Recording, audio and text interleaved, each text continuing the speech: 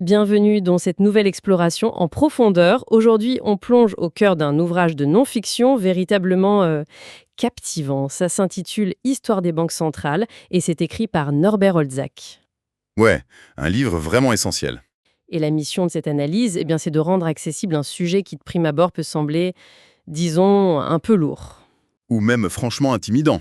C'est clair que ça fait un peu peur, la finance, au début. Voilà. Du coup, c'est une exploration qui est destinée à quiconque souhaite comprendre les rouages invisibles de notre économie au quotidien, et ça, sans avoir besoin d'un doctorat en finance. L'idée, c'est d'extraire les concepts majeurs de ce livre pour vraiment comprendre comment notre monde moderne a été façonné par ces institutions. Et c'est un ouvrage fondamental, en fait, parce qu'il transforme une thématique qui est très technique en une véritable fresque humaine. L'auteur démontre que ces institutions ne sont pas juste de froides créations administratives qui seraient tombées du ciel. Ouais, c'est pas des robots. Exactement. C'est le résultat de siècles de tâtonnements, de crises hyper violentes et d'innovations qui ont été forcées par l'urgence. Et pour ouvrir cette réflexion, l'ouvrage pose d'emblée une problématique assez vertigineuse. Comment une pure invention humaine a-t-elle pu remplacer la nature, c'est-à-dire l'or et l'argent minéral, pour devenir le moteur absolu de l'économie mondiale? Le livre cite souvent cette boutade de l'humoriste américain Will Rogers. Ah oui, très bonne citation. Il disait que les trois grandes inventions de l'humanité sont le feu, la roue et la banque centrale. C'est vrai que dit comme ça, Bah oui, comparer une institution financière à la découverte du feu, ça paraît complètement disproportionné au premier abord. cette comparaison cache pourtant une vérité historique super profonde. En fait, le feu a libéré l'humanité du froid, la roue l'a affranchi de la pesanteur, et la banque centrale a littéralement affranchi l'économie des limites physiques de la nature. C'est fort comme image. Parce que pendant des millénaires, la richesse d'une nation dépendait strictement de la quantité d'or ou d'argent qu'elle pouvait extraire du sol. C'était un ordre naturel, fini et super limitant. On pouvait pas tricher avec la quantité de métal. Tout à fait. Avec l'avènement de la monnaie de papier, qui est garantie par une institution, la société bascule dans un ordre purement historique. La confiance dans un métal palpable, on la remplace par la confiance dans une construction humaine. C'est un bouleversement complet de la notion même de valeur. Ok, décortiquons ça. Parce que ce basculement psychologique, il s'est pas fait en un jour. Si on remonte le temps, l'auteur nous emmène au XVIIe et XVIIIe siècle. Et contrairement à ce qu'on pourrait penser, ces institutions n'ont pas du tout été créées pour stimuler le commerce ou aider les citoyens. Ah non, pas du tout. L'ouvrage illustre parfaitement que l'ancêtre de la Banque centrale naît d'un besoin politique extrêmement pragmatique, à savoir la faim insatiable des souverains pour financer leur guerre. Toujours la guerre. Toujours. La construction de l'État moderne, l'entretien des armées permanentes, tout ça coûtait une véritable fortune. Les rois pouvaient plus se contenter de lever des impôts ou d'emprunter de manière ponctuelle à des marchands. Il leur fallait un système plus robuste. Il leur fallait une machine capable de générer du financement continu, en fait. Ce qui nous amène à une situation historique presque comique en Suède au milieu du XVIIe siècle. La Sveriges Riksbank, qui est considérée comme la plus ancienne banque centrale, elle naît en 1668. Mais son précurseur, un financier nommé Johan Palmstruch, a dû faire face à un problème logistique mais hallucinant. Ouais, l'histoire des plaques de cuivre. C'est ça. La Suède produisait énormément de cuivre, ce qui faisait chuter la valeur de ce métal. Donc, pour qu'une pièce de monnaie conserve une valeur d'échange décente, il devait forger des pièces de plus en plus grosses. Jusqu'à de proportions absurdes. Absurde, oui. On est arrivé à des plaques de cuivre rectangulaires qui pouvaient peser jusqu'à 19,7 kilos. C'est fou. On imagine mal la logistique pour aller acheter du pain avec une plaque de métal de la taille d'une petite table. Ce qui est fascinant ici, c'est de constater que l'innovation conceptuelle la plus puissante naît d'une contrainte physique totalement insurmontable. Palmstruch, il observe que l'économie suédoise est littéralement paralysée par le poids de sa propre monnaie. C'est le cas de le dire. Du coup, il a une idée simple mais révolutionnaire. Il propose aux marchands de stocker ces tonnes de cuivre dans des coffres sécurisés et de leur remettre en échange un reçu en papier. Une simple promesse de remboursement. Et ça, c'est la naissance du billet de banque moderne. C'est incroyable de se dire que la monnaie de papier n'est pas née d'une grande théorie académique, mais vraiment du rejet physique de la lourdeur du métal. L'adoption a dû être immédiate. Transporter un bout de papier plutôt que 20 kilos de métal, ça change la vie. Totalement. Mais le livre de Norbert Holzach montre aussi que la tentation de tricher devient alors irrésistible. Parce que imprimer des bouts de papier, ça coûte beaucoup, beaucoup moins cher que de miner du cuivre. Bien sûr. Et c'est le piège inhérent au système.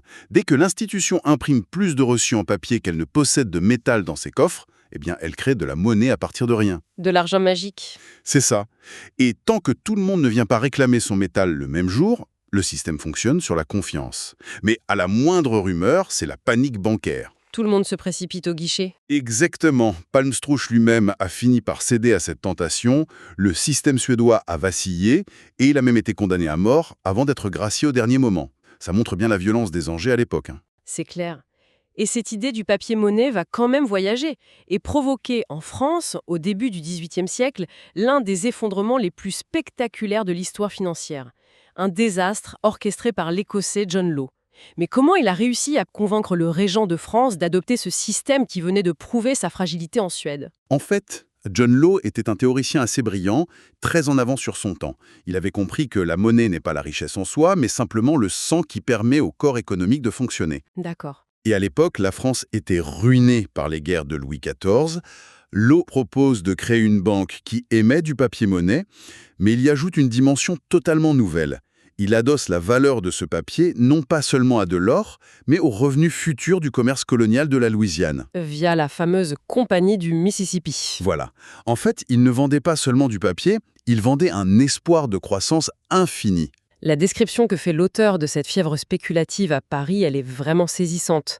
La rue Quimpaumois se transforme en un marché boursier hystérique à ciel ouvert. Tout le monde veut des actions de la Compagnie du Mississippi. Et Law inonde le marché de billets de banque pour permettre aux gens d'acheter ces fameuses actions.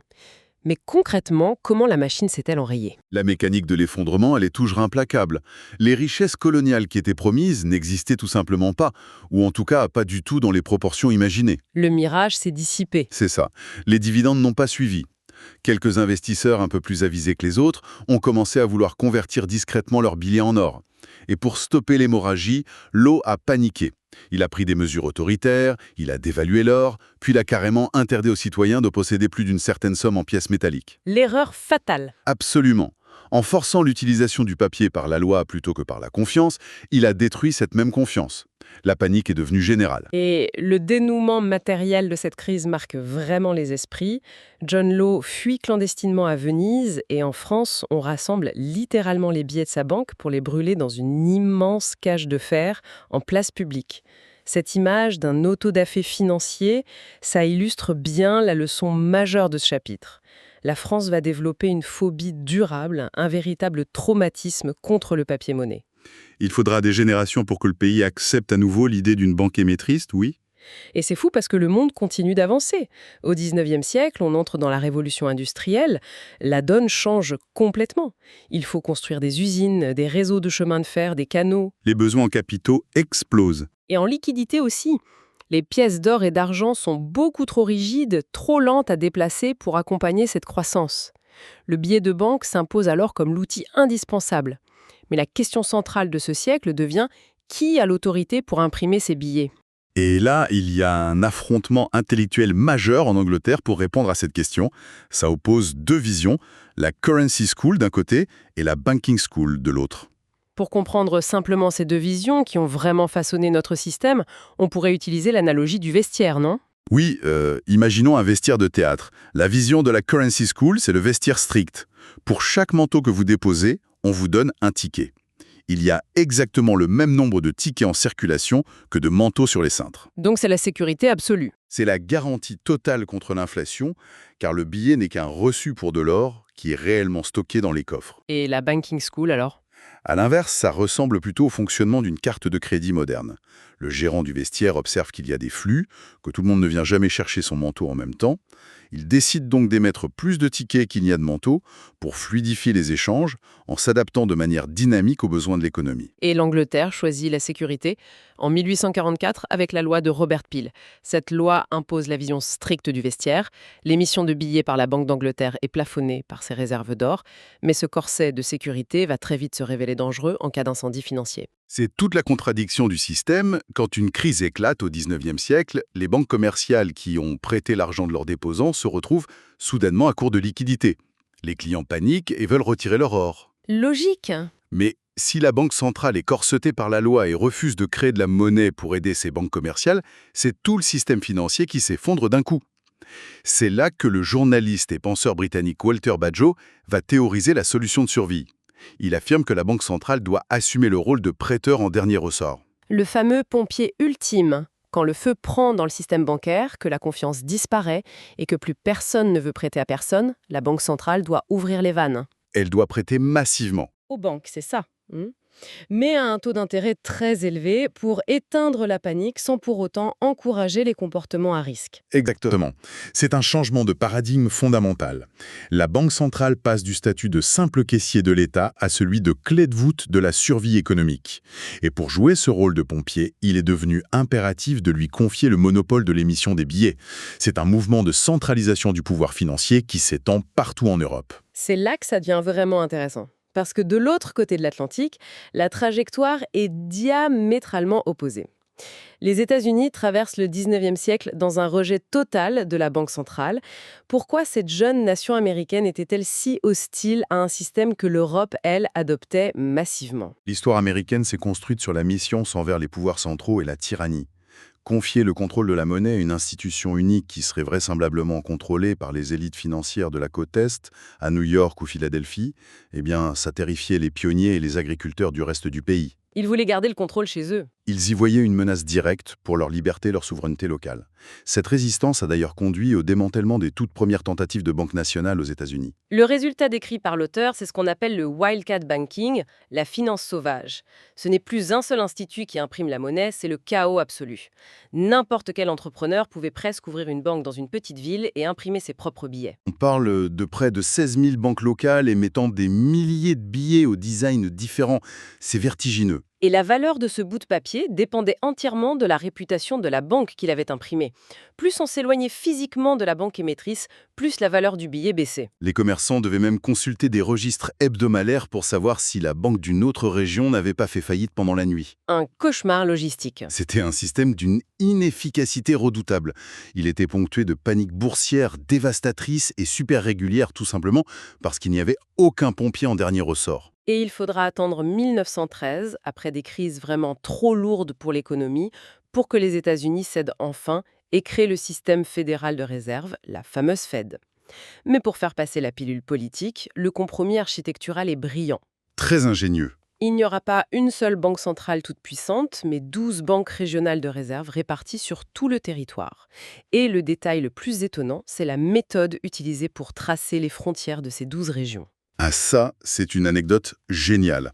Le découpage de la carte s'est fait en grande partie en fonction des horaires des compagnies ferroviaires de l'époque. Les trains. Oui, parce que la géographie américaine est immense. L'objectif de la Fed était de pouvoir agir comme prêteur en dernier ressort.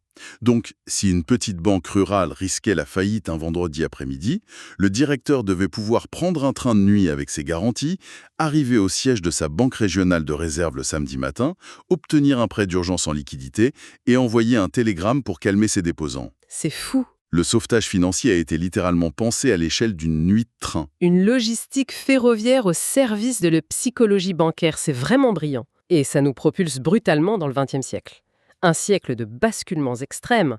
La Première Guerre mondiale éclate et l'architecture financière du XIXe siècle explose avec elle. Comment ce conflit mondial a-t-il spécifiquement détruit l'ancien système de l'étalon or? La guerre moderne exigeait une mobilisation industrielle totale, ce qui représentait un coût astronomique.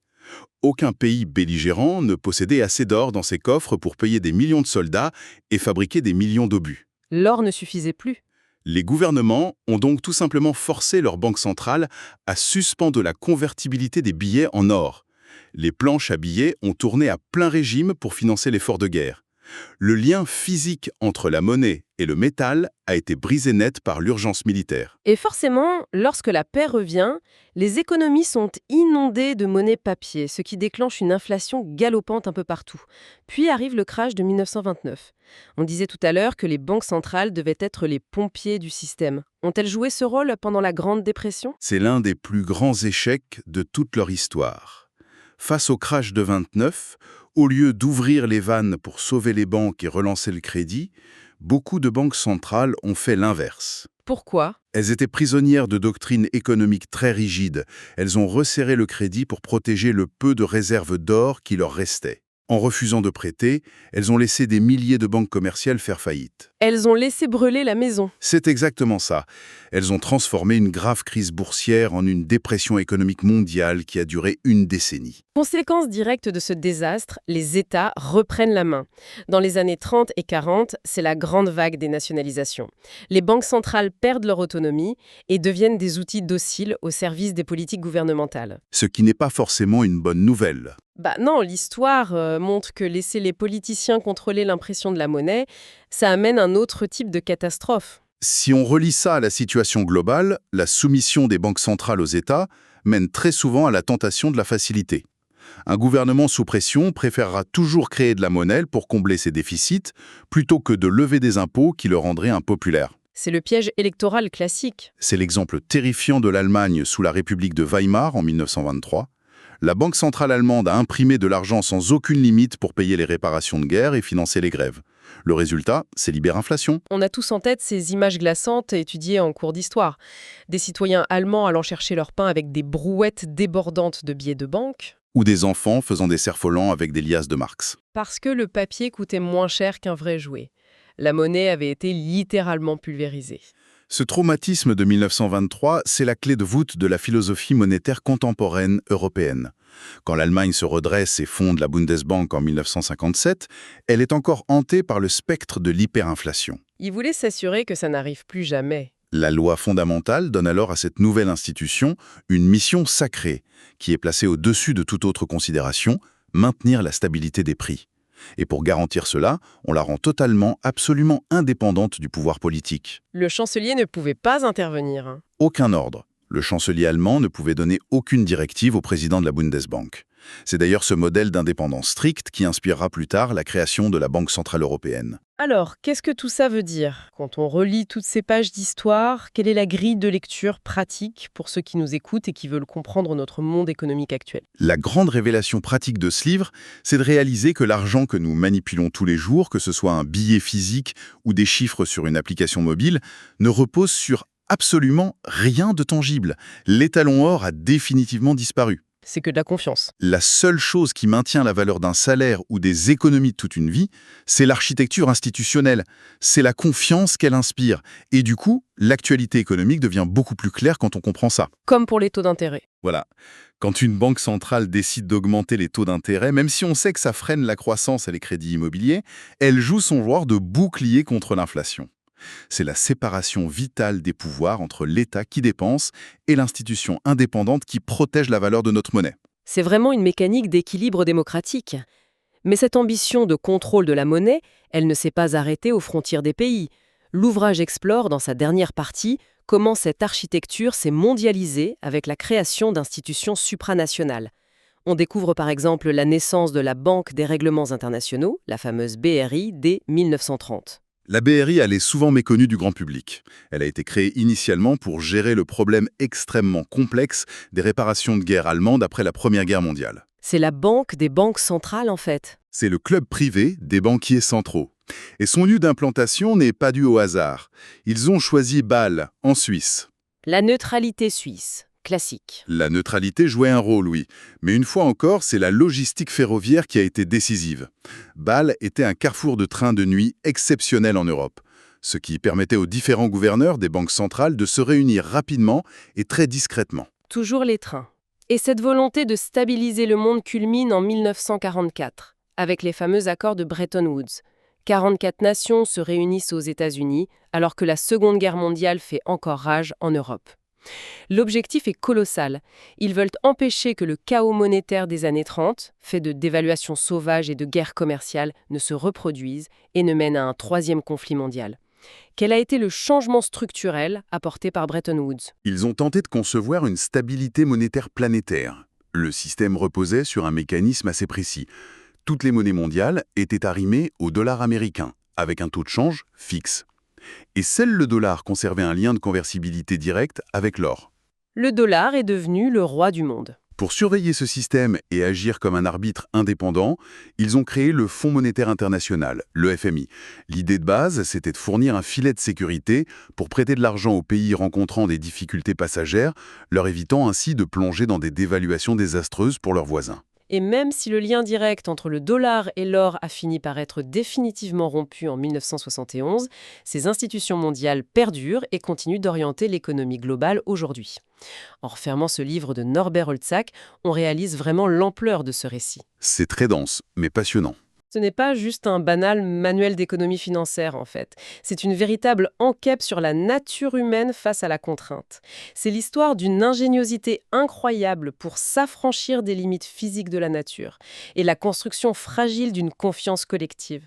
C'est vraiment le genre de lecture qui transforme radicalement la façon dont on comprend l'actualité quand on allume les infos. Et ça donne indéniablement envie de se plonger dans le texte complet pour en saisir chaque petite anecdote. Et cela soulève une question importante pour clôturer notre réflexion. Et c'est d'ailleurs sans doute le grand défi de notre décennie actuelle.